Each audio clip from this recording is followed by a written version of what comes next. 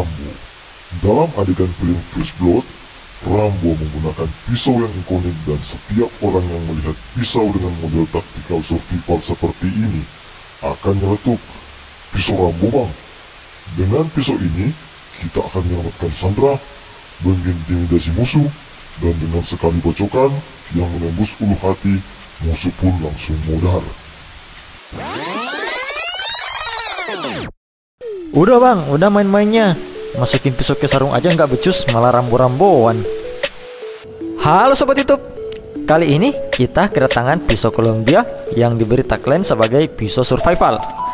Kita akan cek apakah pisau ini layak disebut sebagai pisau survival. Tapi pertama kita unboxing dulu ya.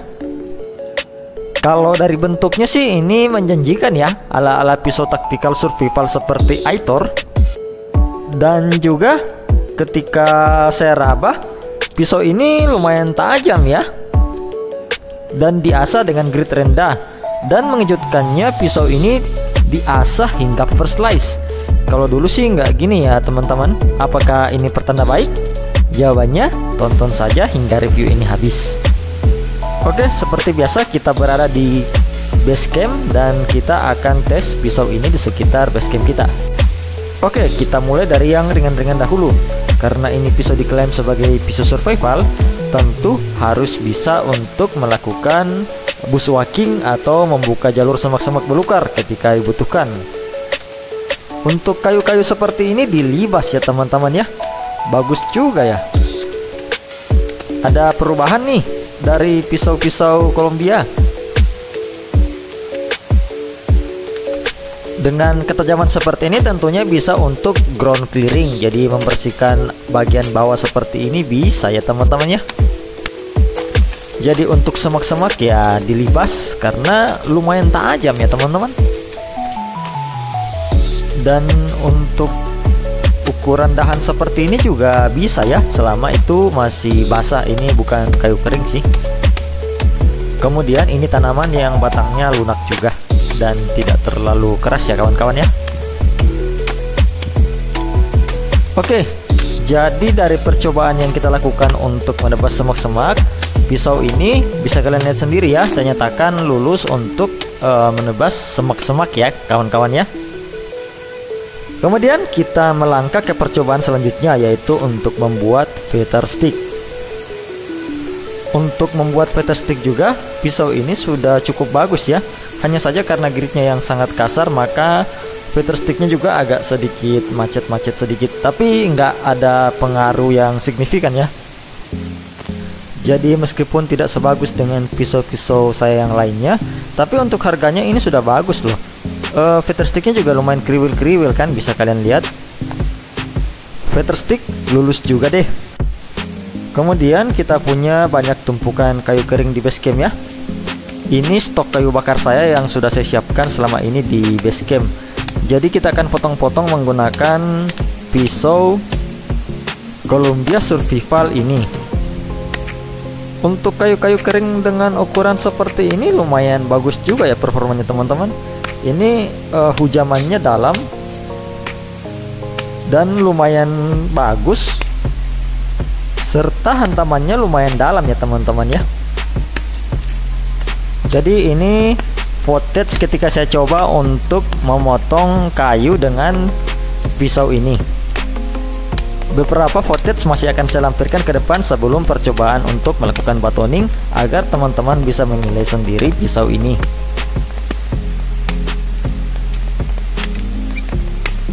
Oke, setelah chopping kita lanjut ke batoning. Jadi kayu-kayu kering yang sudah kita potong-potong tadi, kita akan melakukan batoning menggunakan pisau ini.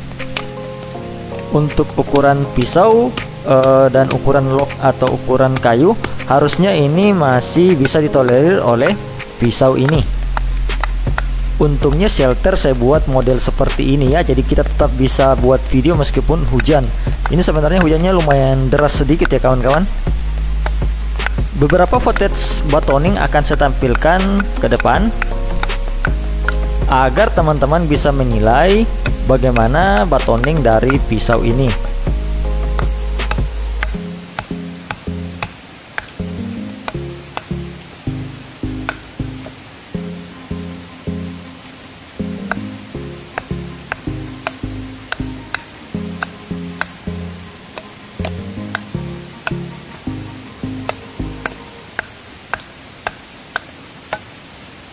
Di bagian atas dari pisau ini jika kalian perhatikan ada semacam gergaji, tapi itu bukan gergaji ya teman-teman. Ini dugaan saya jika digunakan untuk menusuk akan memberikan efek fatal ketika ditarik, sehingga pembuluh darah hancur dan darah lebih susah untuk dibendung keluar dari tubuh. Jadinya kalian akan kehabisan darah ketika ditusuk dengan pisau model seperti ini.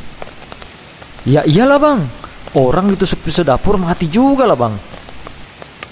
Kemudian kita lanjutkan untuk tes carving. Jadi kita buat yang sederhana saja ya kawan-kawan, yaitu kita buat pasak. Saya sendiri kurang suka dengan pisau seperti ini jika digunakan untuk carving, dikarenakan ukurannya dan juga bagian atas yang bergigi tajam membuat tidak nyaman ketika kita mendorong spine dengan jempol. Tapi ini lumayan lah teman-teman ya, sudah bisa kalau untuk ya ringan-ringan kayak buat pasak seperti ini. Untuk tipsnya sendiri, tip depannya ini dari awal saya beli dan saya unboxing itu sudah patah ya teman-teman ya untuk tipnya. Untuk ketajaman, setelah serangkaian pengetesan tadi, ketajamannya ini masih baik, hanya saja sudah ada microchipping pada bilanya. Ketika saya raba dengan kuku, terasa seperti ada lubang dan itu artinya terjadi microchipping atau kayak brittle-brittle gitu. Tapi itu tidak mengganggu performa dari pisau ini. Untuk gagangnya sendiri belum ada oblak saya rasa ya kawan-kawan ya, masih pada tempatnya. Hanya saja setelah batoning tadi catnya mulai terkelupas. Setelah serangkaian tes standar tadi, kita akan beralih ke brutal test. Dan di sini pisau ini akan saya adu dengan Ajax Survival yang sama-sama mengusung kata survival pada bilanya. Siapa yang akan bertahan hingga akhir? Mari kita cari tahu bersama-sama. Oke, kita mulai dari membelah dua log kayu yang ada ini. Dan pertama saya akan menggunakan pisau Columbia Survivalan. Satu hal yang teman-teman perlu ketahui bahwa pisau Columbia ini sebenarnya merek awalnya yang dari Cina itu pisau Jinlang kalau nggak salah ya teman-teman. Ini dari Jinlang dan saya lihat Jinlang ini banyak mengcopy pisau-pisau yang ada kayak dari Aitor seperti ini. Habis itu Rambo. Kemudian pisau-pisau dari Gerber. Jadi pada dasarnya pisau ini memang tukang kopi ya kawan-kawan ya. Tinggal tambah gula dan gorengan, lengkap deh. Tapi untuk sampai sekarang ini pengetesan ekstrim ini performanya masih menunjukkan permainan yang baik, meskipun statusnya ini pisau KW-KW-an ya kawan-kawan. Apalagi di bagian body maksa sekali ditulis Made in USA atau dibuat di Amerika. Oke, kita lanjut dengan pisau Ajax Survival. Ini sayangnya ketika saya rekam terlalu rendah ya lognya, jadi saya lupa untuk merubah sudut dari kamera sehingga tidak kelihatan dengan baik di dalam layar teman-teman. Untuk log yang sama, kedua pisau ini lulus ya kawan-kawan. Hanya saja kalau kita bicara berat Ajax Survival ini sangat enak untuk chopping dibandingkan pisau dari Colombiaan tadi. Oke, kita lanjut dengan ekstrim pengetesan yang berikutnya. Kayu ini bagian dalamnya ada yang agak kehitam-hitaman ya kawan-kawan ya, seperti kita yang terakumulasi sehingga seratnya jadi lebih keras dan lebih padat ya. Jadi kita akan uji pisau mana yang akan KO di sini. Dengan berat seperti ini memang agak kurang enak ya, apalagi ini ukuran pisau. Lalu mencoba untuk menebang log yang seperti ini. Bisa kalian lihat bagian dalamnya ini ada agak kehitam-hitaman kecoklat-coklatan ya. Kalau saja di sini ada bambu petung, sebenarnya lebih baik lagi untuk menguji ke bambu. Tapi batang pohon ini sudah cukup keras untuk membengkokkan atau mematahkan pisau jika itu bahannya kurang kuat.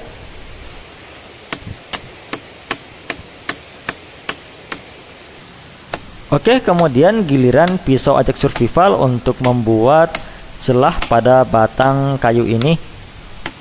Jadi di sebelah atas itu tadi bekas dari pisau Columbia, dan yang bagian bawah ini akan saya coba untuk buka juga dengan menggunakan pisau Ajax Survival.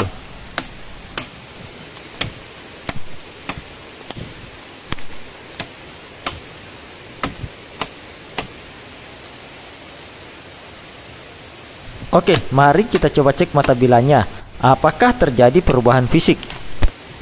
Wow, wow, wow, wow, wow. Can you see that? Kalian bisa lihat dari kilauannya, pisau ini sudah bengkok-bengkok ya pada matanya.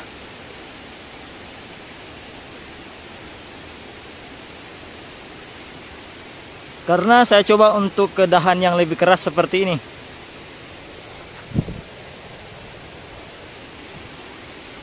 Dan kalian bisa lihat mata dari Ajax Survival. Tidak ada chipping, tidak ada rolling ya sama sekali kawan-kawan ya. Ini getah ya, saya kira tadi ini brittle, ini bukan ya, ini getah. Tidak ada chipping, tidak ada rolling pada pisau Ajax Survival.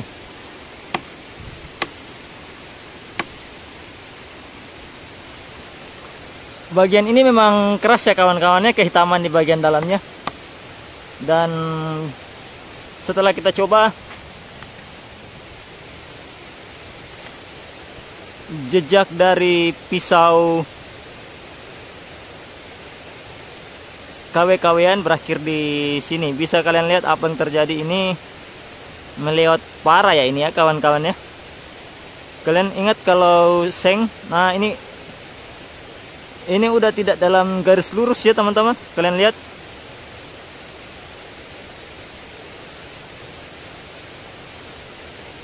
Nah,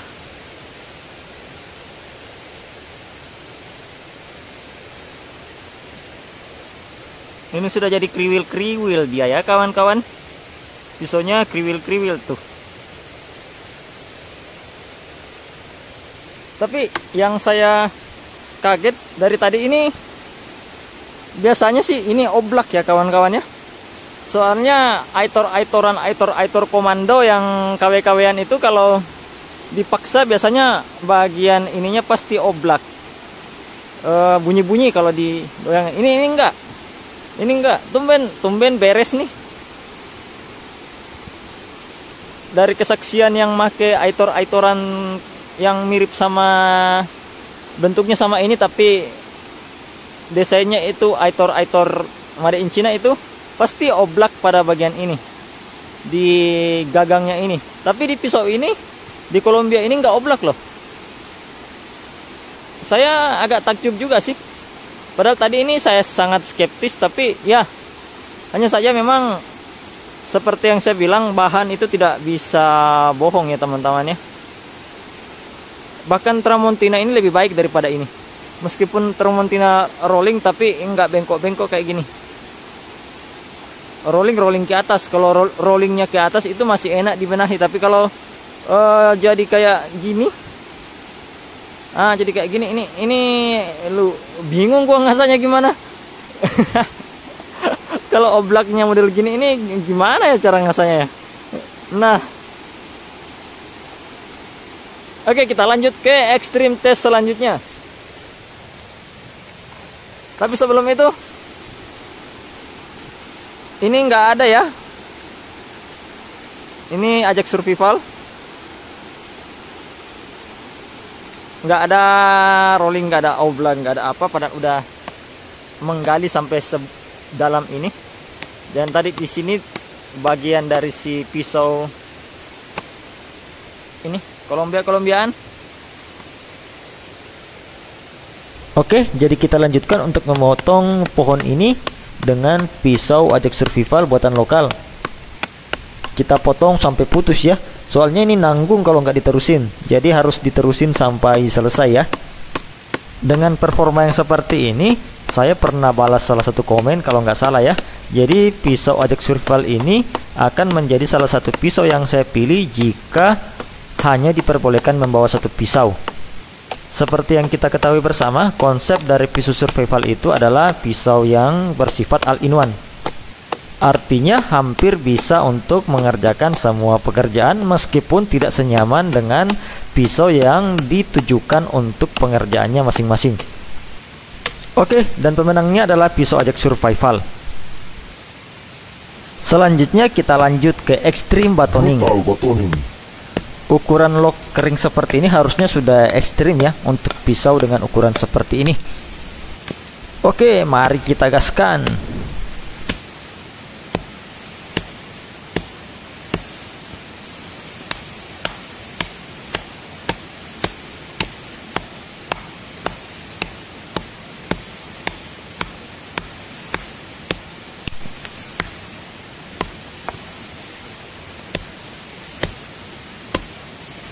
Untuk ukuran seperti ini, pisau survival Columbia ini agak kesulitan ya teman-teman. Tapi akhirnya lock ini bisa terbelah. Meskipun tidak tembus sampai di bawah tadinya.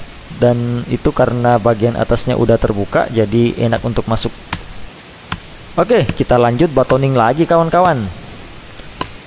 Karena ukurannya yang sudah terbagi dua, harusnya lebih gampang ya untuk batoning lock ini. Dan akhirnya lock ini bisa terbelah juga kawan-kawan. Oke, kita bagi lagi dengan yang lebih kecil. Dan ini seratnya agak tidak beraturan ya kawan-kawan ya. Ini musuh dari batoning biasanya yang seperti ini.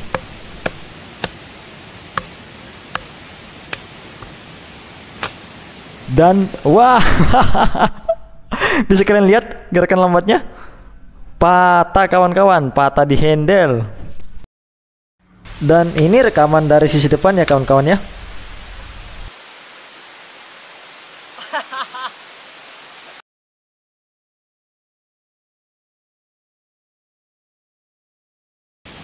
Jadi bisa teman-teman lihat patahnya itu pada bagian ini ya kawan-kawan ya. Tapi hingga patah ini, bagian handle-nya ini yang bagian pengancing atasnya itu tidak ada oblak ya kawan-kawan ya. Hanya saja karena bagian ratangnya itu tidak tembus sampai ekor, makanya kalau patah ya patah bagian tengahnya itu ya. Oke, sekarang giliran pisau Ajax Survival yang kita adu.